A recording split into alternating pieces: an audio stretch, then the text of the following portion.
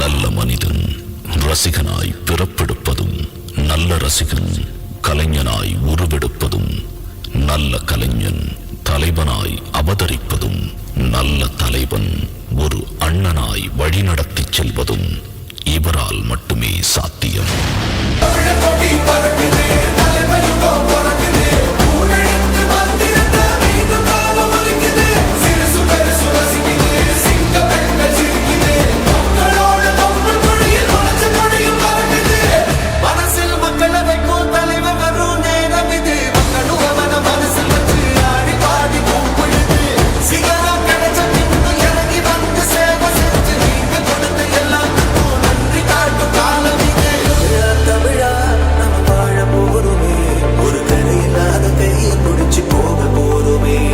தமிழா தமிழா நம்ம வாழ போறோமே, ஒரு கரை இல்லாத கையை பிடிச்சு போ